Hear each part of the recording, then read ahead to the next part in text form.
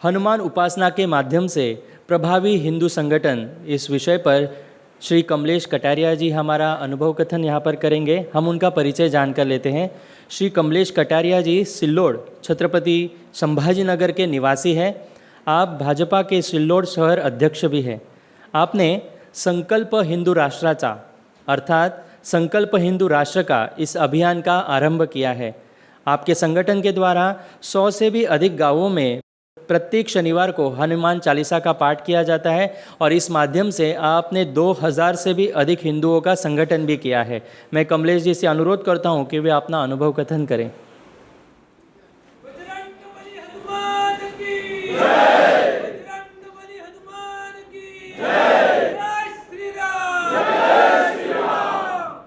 मनोजवं मारुततुल्यवेगं जितेन्द्रियं बुद्धिमतां वरिष्ठं वातात्मजं वानरयूथमुख्यं श्रीरामदूतं शरणं प्रपद्ये। परम पवित्र भगवा ध्वज, यहाँ पे संतों ने भी भगवे वस्त्र परिधान किए हैं। आप सभी में से कुछ भाइयों ने भगवे रंग का गमछा परिधान किया है। बहुतांशों के हाथ में भगवा कलावे के स्वरूप में है। बहुतांश लोगों ने अपने मुखमंडल पर तिलक स्वरूप में भगवा सुशोभित किया है। मैं जिस वीर भूमि महाराष्ट्र से आया हूं, वहां हमारे राजा जी ने भी भगवे को आदर्श मानकर हिंदवी स्वराज्य की स्थापना की, इसलिए उनका वंदन करना मेरा आद्य कर्तव्य है। भगवा केवल वस्त्र नहीं है, परम पिता की इच्छा है। इसे पहनकर जिंदा रहना सबसे बड़ी परीक्षा है। भगवा पहना श्री राम ने, मर्यादा में खड़े हुए। भगवा पहने महावीर, दुष्टों के सम्मुख खड़े हुए।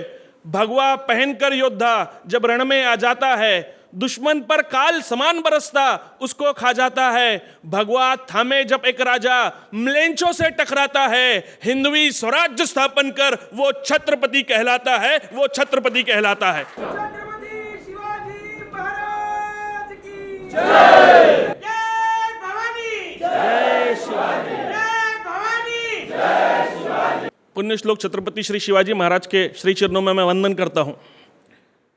16 तारीख को इस वैश्विक हिंदू राष्ट्र महोत्सव का बीज उद्बोधन चारुदत्त पिंगळे काका ने किया।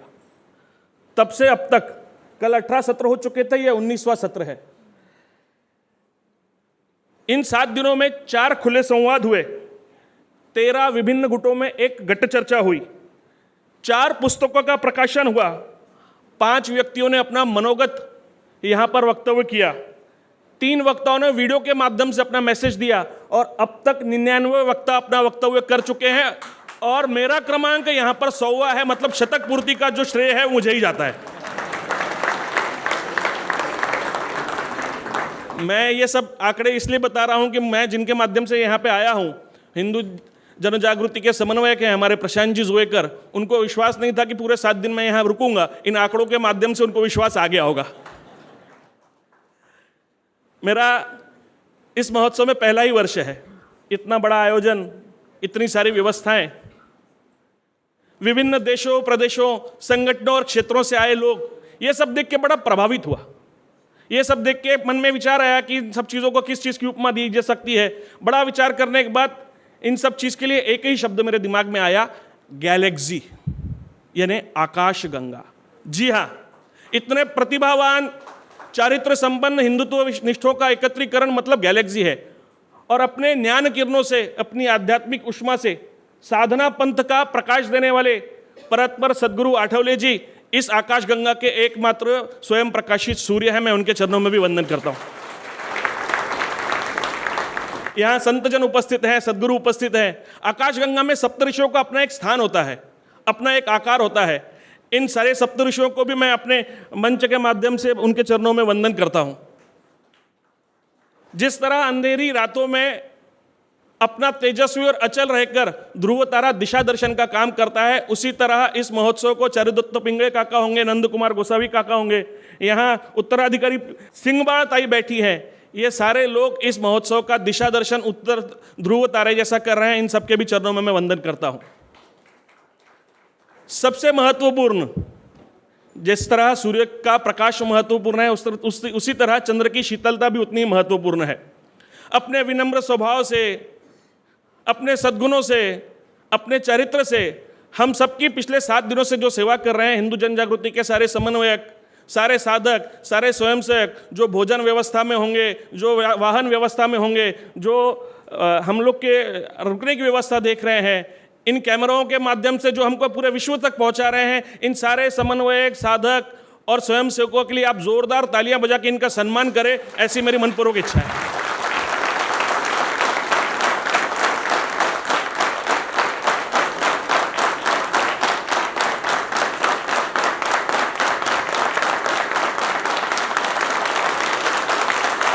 मैं भी बजा देता हूं।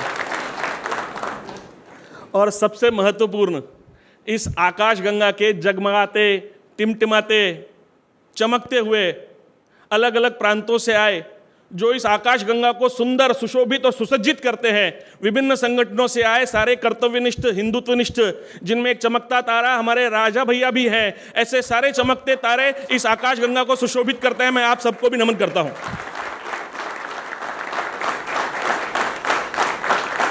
ताई आकाश गंगा की उपमा देने के 2 महत्वपूर्ण कारण हैं।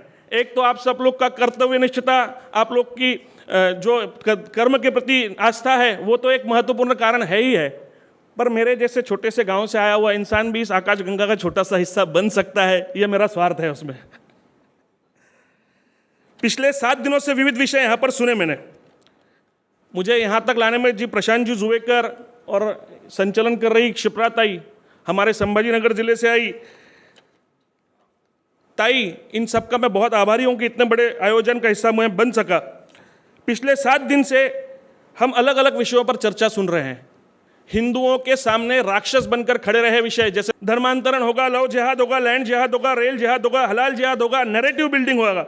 इन सभी विषयों को सुनने के बाद इन सारी 100 बीमारियों का एक ही इलाज है, हिंदू राष्ट्र। और हिंदू राष्ट्र निर्मित के लिए केवल और केवल एक ही सूत्र है, जागरूक और संगठित हिंदू।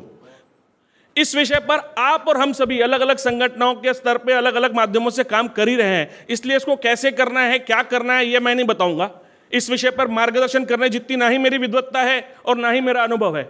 मैं केवल ये बताऊंगा कि संकल्प हिंदू राष्ट्र अभियान के माध्यम से हम क्या कर रहे हैं, और उसी विषय को लेकर मैं यहाँ पे आ रहा हूँ। आज से 100-150 साल पहले तक हिंदुओं को संगठित करने का और जागरूक करने का महत्वपूर्ण काम गुरुकुलों और मंदिरों के माध्यम से किया जाता था। कालानुसार गुरुकुल पद्धति लगभग खत्म हो गई। आज मंदिरों की भी अवस्था कुछ खास नहीं है। बहुतांश मंदिर सिर्फ दर्शन के जितने ही मर्यादित हो चुके हैं। ऐसा मेरा कहना ये नहीं कि हिंदू मंदिर नहीं जाते या हिंदुओं की आस्था कम हो गई है। बहुतांश लोग आप में से सुबह स्नान करके जब अपना काम शुरू करते हैं, उससे पहले किसी न किसी मंदिर जाते हैं। कुछ लोगों के घर से नैवेद्य यानी भोग मंदिरों को जाता होगा। हमारे महाराष्ट्र में शाम को हनुमान जी के मंदिर में दिया लगाने की पद्धति है। कुछ लोग मंगलवार मंदिर जाते हैं, कुछ लोग शनिवार मंदिर जाते हैं, कुछ लोग गुरुवार मंदिर जाते हैं, कोई चतुर्थी पे मंदिर जाता है, कोई एकादशी पे मंदिर जाता है। महाराष्ट्र में वारी जो परंपरा है उसके माध्यम से साल में एक बार लोग पंढरीनाथ के दर्शन में जाते हैं। उत्तर भारत में कावड़ यात्रा निकलती है। हर हिंदू अपने अपने पद्धति से अपने अपने समय से मंदिरों में जाता है, लेकिन उसके एकत्रित जाने का कोई समय नहीं।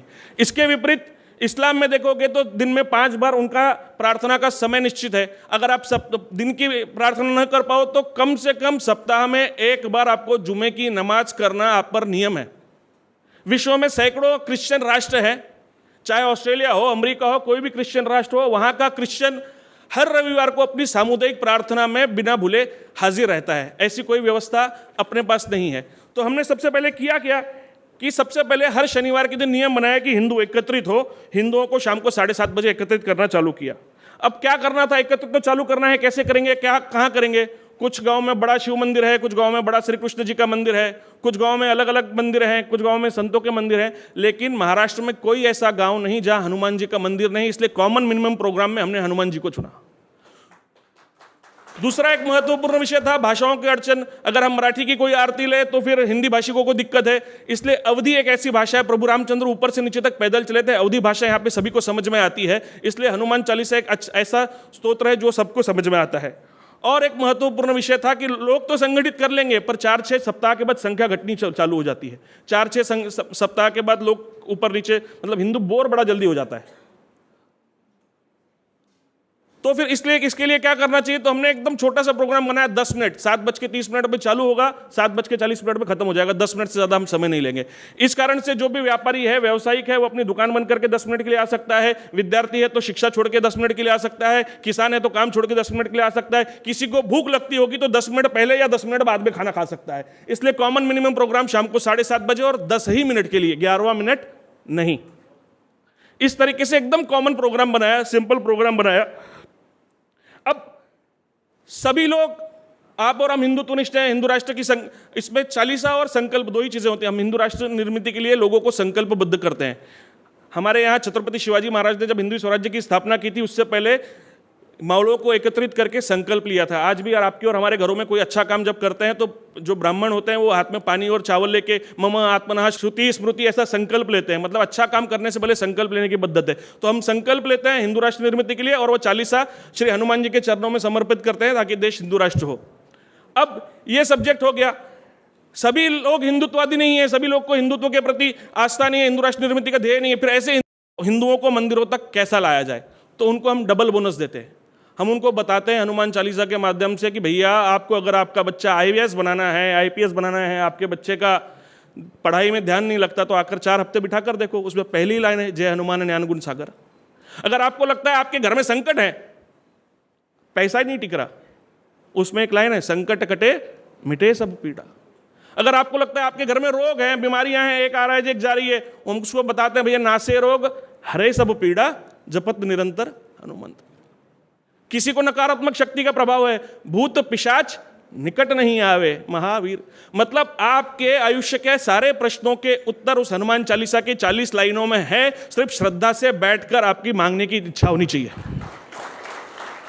तो जब हम उसको उसका स्वार्थ दिखाते हैं तो उसी कारण से ही सही वो आ जाता है। इस तरीके से एकत्रित कर हमने 2-3 गांवों से शुरू किया था। आज 114 गांव में लगभग 4000 से ज़्यादा हिंदू युवा एकत्रित होते हैं। यहाँ पर आप फोटो देख सकते हो। हर शनिवार के दिन शाम को 7:30 बजे। और समय की निश्चिति इतनी, महाराष्ट्र के एक बहुत बड़े कीर्तनकार हैं इंदोरीकर महाराज, हमारे यहाँ आमठाना करके एक गाँव है, 6 से 8 उनका कीर्तन था। हमारे लड़कों ने बताया जो धर्म सेवा करते हैं कि महाराज यहाँ पे 7:30 बजे चालीसा होता है। महाराज ने ध्यान नहीं दिया, महाराज ने कीर्तन चालू किया। 500-700 लोग बैठे होंगे कीर्तन में। जब 7:30 बजे तो 400 उसमें से 300 लड़के उठकर अचानक जाने लगे। तो महाराज ने रुकाया कि ऐसा कैसे संतों का आप अपमान कर सकते हो। तो फिर वहाँ की औरतों ने उनको बताया कि नहीं महाराज ये अपमान नहीं कर रहे, इनका 7:30 का समय हो गया, 40 के लिए जाएंगे। तो महाराज ने अलाउ किया और उसी कीर्तन मंडप में बैठ के सारे 300 युवकों ने एकत्रित चालीसा किया। जो महाराज नाराज हुए थे उसके बाद से वो कई दिनों तक जहाँ जहाँ कीर्तन करते थे जाके आमठाना का उदाहरण बताते थे कि 7:30 बजे वहाँ चालीसा होता है। एक महाराष्ट्र के बहुत बड़े वक्ता, मैं नाम नहीं लूंगा, उन्होंने अलाउ नहीं किया नाम लेने के लिए। 7:30 पे हमने उनको व्याख्यान 7:30 से 7:40 चालीसा और फिर बाद में व्याख्यान होता है कुछ 21 हफ्तों के बाद। तो व्याख्यान के लिए हमने उनको बुलाया, वो 7:33 पर आए, 3 मिनट लेट आए। चालीसा चालू हो चुका था, उनके लिए हम रुके नहीं। तो इतना परफेक्शन समय में 7:30 से 7:40, इसलिए हर किसी को कॉन्फिडेंस है कि 7:30 को आएंगे और 7:40 को जाएंगे, समय ज़्यादा लगेगा नहीं। इसलिए सब चीज़ें इसी तरीके से आगे चल रही हैं। आज हम 114 गांवों में हैं। मैं यहां पर आया हूं संकल्प लेने के लिए। मैं जब अगले साल आऊंगा तो कोशिश ये करूंगा कि कम से कम 1000 गांवों में हनुमान चालीसा के माध्यम से हिंदू राष्ट्र निर्मित के लिए युवा संकल्पबद्ध हो और उसकी संख्या कम से कम 30,000 हो। अब हमने एक कर्तव्य बता दिया, चालीसा। हिंदू राष्ट्र निर्मित के लिए सप्ताह में 10 मिनट देना किसी के लिए कोई मुश्किल बात है क्या? अब दूसरा कर्तव्य बताता हूं, यह है मासिक कर्तव्य। इसको हम कहते हैं हिंदू कर्तव्य दिन। यह देश संविधान पे चलता है ऐसा आप और हम समझते हैं, पर यह देश संविधान पर नहीं चलता। यह देश चलता है झुंड पर। CA NRC का कायदा आया, उसके खिलाफ ये लोग शाहीन बाग में बैठ गए, CA NRC का अवलंब नहीं हो पाया। इतना अच्छा कृषि बिल आया, ये लोग ट्रैक्टर लेके लाल किले में घुस गए, सरकार को कृषि बिल वापस लेना पड़ा। मतलब आपका अगर रास्ते पर झुंड है तो आप इस देश को चला सकते हो। यहां का राजनेता केवल 2 ही चीजों से डरता है, एक खुद की कुर्सी जाने से और दूसरा जनमत से। तो हम लोग ने हिंदू कर्तव्य दिन के माध्यम से हिंदू राष्ट्र निर्मित के लिए जनमत तैयार करने का काम चालू किया है। हिंदू कर्तव्य दिन क्या है समझ लीजिए। हिंदू कर्तव्य दिन यह है कि हर महीने की 4 और 5 तारीख को 2 रुपए का पोस्ट कार्ड खरीदना, उस पर नाम लिखना कमलेश कटारिया, अपना आधार कार्ड नंबर लिखिए, अपना वोटर ID नंबर लिखिए कि अलग अलग हर महीने में विषय होते हैं। जैसे इस महीने में कल परसों हमारे यहाँ नांदेड़ में गोरक्षक की हत्या है, तो इस महीने का विषय रहेगा गोरक्षक। मोदी जी गोरक्षा करने के लिए इस देश को हिंदू राष्ट्र बनाइए, इतनी दो लाइन लिखते हैं और पोस्ट करते हैं। हर महीने 1600 पत्र अलग अलग जगहों से, अलग अलग गांवों से मोदी जी के कार्यालय में जाते हैं। हमको ये पक्का पता है कि वहाँ पर पत्र व्यवहार कार्यालय हमारे पत्रों को कोई वैल्यू देने वाला नहीं है। हर महीने उठा के वो साइड में फेंकते हैं। 1 महीना फेंकेंगे, 2 महीना फेंकेंगे, 3 महीना फेंकेंगे, 4 महीना फेंकेंगे, 5 महीना फेंकेंगे, 6 महीना फेंकेंगे। जब ये पत्रों की संख्या लाखों में हो जाएगी तो एक लेवल पर जाके इन लोग को भी सोचना पड़ेगा कि हिंदू राष्ट्र के लिए जनमत तैयार हो रहा है और हिंदू राष्ट्र बनाना पड़ेगा। मैं आप सब लोगों से भी आह्वान करता हूं कि सप्ताह में 10 मिनट के लिए एकत्रित आइए। आप लोग से भी आह्वान करता हूं कि हर महीने 2 रुपए एक साथ 20 पोस्ट कार्ड खरीद लाइए। हर महीने पोस्ट ऑफिस में जाने का काम नहीं पड़ेगा, लिख लीजिए। हर महीने सिर्फ 4-5 तारीख को पोस्ट कर दिया कीजिए। सिंपल सा कंसेप्ट है। ये दो ही नियम लेके हम आगे कर रहे हैं। फिर जब आपके पास संगठन हो तो सब चीजें आप कर सकते हो। हम बाकलाओ जिहाद पे भी काम कर रहे हैं, हम धर्मांतरण विरोध भी काम कर रहे हैं, हम सब चीजों के लिए काम कर रहे हैं। संगठन का एक छोटा सा उदाहरण आपको देता हूं। मैं जिस जिले से आया हूं, भैया की धर्म जागरण सभा मोर्चा में भैया अभी ही पिछले ही महीने संभाजी नगर में थे। मैं जिस जिले से आया हूं उस जिले का नाम आज से फरवरी से पहले तक आताताई औरंगजेब के नाम पे हुआ करता था। पिछले 15 वर्षों से सभी हिंदुत्ववादी संगठनों ने इसका नामांतर के लिए हम लोग संघर्ष कर रहे हैं। जिस औरंगजेब ने हमारे छत्रपति संभाजी महाराज को 40 दिन यातनाएं दी, उनकी उंगलियां काटी, उनके बाल खींचे, उनके नाखून उखाड़े, उनकी जबान खींची, उनकी आंखों में जलते अंगारे डाले, उनको 40 दिन तक यातनाएं दी, उस आताताई औरंगजेब का नाम हमारे ज़िले को कैसा हो सकता है? इसलिए हम लोग ने संघर्ष किया और पिछली फरवरी में हम सबके संघर्ष को यश आया। 1707 में औरंगजेब मर गया था, लेकिन उसका अस्तित्व हमने फरवरी महीने में मिटाया और हमारे ज़िले का नाम छत्रपति संभाजी नगर हो गया। कल नरेंद्र सुर्वे जी ने एक विषय लिया, सीसीए एनआरसी के समर्थन में, विरोध में 75,000 पत्र आए और समर्थन में 10 पत्र भी नहीं थे। अब इसके बाद सही जब किसी जिले का नामांतरण करना हो तो आक्षेप के लिए 30 दिन का समय देती है सरकार। हमारे यहाँ भी सरकार ने आक्षेप के लिए समय दिया। विधर्मियों ने 74,000 पत्र संभाजी महाराज के संभाजी नगर नामकरण के विरोध में दिए, पर हम लोग के पास तो संगठन था। हम सारी हिंदुत्ववादी संगठनें एकत्रित हुई और हमने मुहिम चलाई। और आप लोग को विश्वास नहीं होगा, जिस तरह उन लोग के 74,000 पत्र थे विरोध में, उसी तरह हम लोग के 6,78,000 पत्र थे समर्थन में।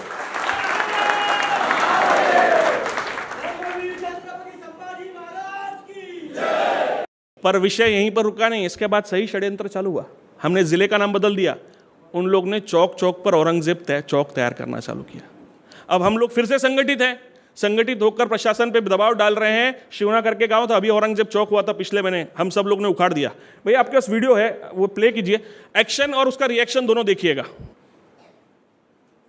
ये धरती महर्षि अगस्त की जो पी गए समंदर को, ये धरती राजा पोरस की जिसने नतमस्तक किया सिकंदर को, ये धरती दाहिर सेन की जो कासिम के वार को सीनों पर झेला करते, ये धरती शाकुंतल पुत्र की जो बचपन में सिंहों से खेला करते। ये धरती नहीं है किसी अकबर, बाबर, टीपू, अफजल गुरु या औरंगजेब के बाप की, ये धरती है छत्रपति शिवाजी और महाराणा प्रताप की।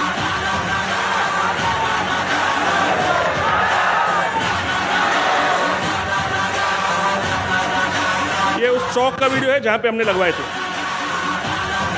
उखाड़कर वहां महाराज और महाराणा प्रताप जी थे।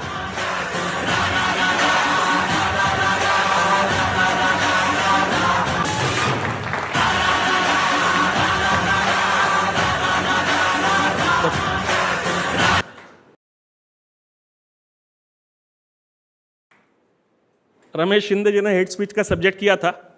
भैया आप पर भी संभाजी नगर में 295 153 दाखिल हुई।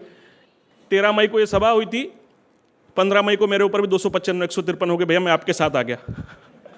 अब तक 13 बार हेड स्पीच के धाराएं लग चुकी हैं, चलता है, ये तो काम है अपना। एक वक्ता थे कुलकर्णी जी, उन्होंने बताया कि हिंदू सन उत्सव जब होते हैं तब बस के किराए बढ़ा दिए जाते हैं। हमारे महाराष्ट्र में दिवाली के बाद भाऊ बीज, मतलब उत्तर भारत में भाई दूज का उत्सव होता है। अब उस उत्सव में हमारे यहाँ महाराष्ट्र में भाई को केले और नारियल देने की प्रथा है। तो क्या होता है, जितने ज़्यादा फ्रूट बेचने वाले हैं वो सारे के सारे विधर्मी हैं, और उस समय में केलों का भाव 100 रुपये दर्जन से ज़्यादा हो जाता है। हमने एक साल उनको रिक्वेस्ट करके देखी, भैया आप क्यों करते हो, 20 रुपये दर्जन के केले आप 100 रुपये दर्जन देते हो, हम लोग को तकलीफ होती है, हमारे शनिवार उत्सव है। तो हम लोग ने किया क्या, इस साल दिवाली के समय में हमसे पास 100 किलोमीटर पर जलगांव करके जिला है जो केले का सबसे बड़ा उत्पादक है। हमने वहाँ से 5 ट्रक भरकर केले मंगाए और बिना बिना नुकसान पे 11 रुपये 75 पैसे पड़े, 12 रुपये दर्जन से हमने 5 ट्रक भरकर केले बेचे। वो केले अब इससे हुआ क्या कि अब वो हिम्मत नहीं करते कि किसी भी हिंदुओं के सन उत्सव के टाइम में फलों का भाव बढ़ाए। पूरे के पूरे हमने केला ऐसी चीज़ है जो अगर बेचने पाओ तो सड़ जाते हैं, तो हमने वो 5 दिन के समय में उनके सारे केले क्या करवाया आप समझ सकते हो, जो अपने को करना है वही करवा दिए। रमेश शिंदे जी ने नैरेटिव बिल्डिंग का सब्जेक्ट लिया। उस समय उन्होंने करते करते बोला था कि कुछ अभिनेताओं को देश सुरक्षित नहीं लग रहा। हमने एक ट्वीट किया था, नसरुद्दीन शाह भी थे उसमें, नसरुद्दीन शाह को एक ट्वीट किया था, उन्होंने हमको ब्लॉक कर दिया। तो तब भी मैंने उनको आह्वान किया था, आज भी इस मंच के माध्यम से मैं उन सब लोगों को आह्वान करता हूं, सबके लिए नहीं है, जिनको डर लगता है उन्हीं के लिए ये आह्वान उन तक पहुंचे। अगर 5 वक्त इबादत करने के बाद भी डर लगता है, अगर हाजी अली की दरगाह पे माथा टेकने के बाद भी डर लगता है,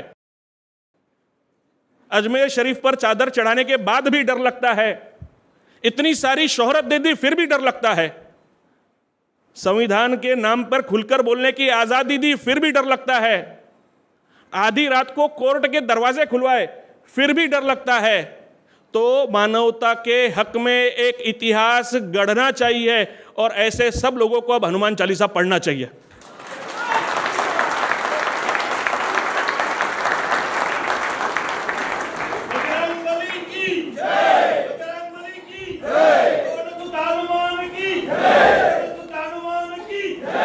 त्रेता युग में श्री राम जी की मदद की थी हनुमान जी ने धर्म संस्थापना के लिए। द्वापर में भी महाभारत में अर्जुन जी के रथ पर कपिध्वज बन के हनुमान जी स्थापित थे। तो मुझे पूरा विश्वास है कि इस धर्म युद्ध में हिंदू राष्ट्र निर्मिति के लिए हनुमान जी हमारे साथ हैं। मैं ज़्यादा समय लूँगा नहीं।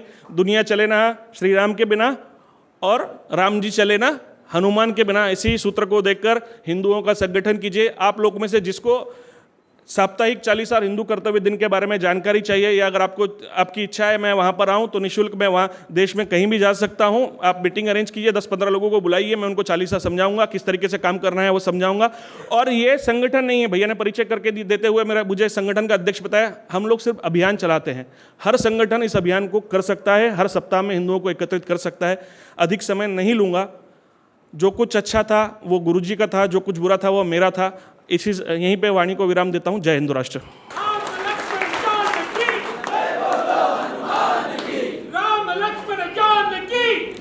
शक्ति महाराज जी की सूचनाएं, गोरक्षा पर सभी ध्यान दीजिए और गाय माता को राष्ट्रीय पशु घोषित कीजिए, ऐसा प्रस्ताव कीजिए करके।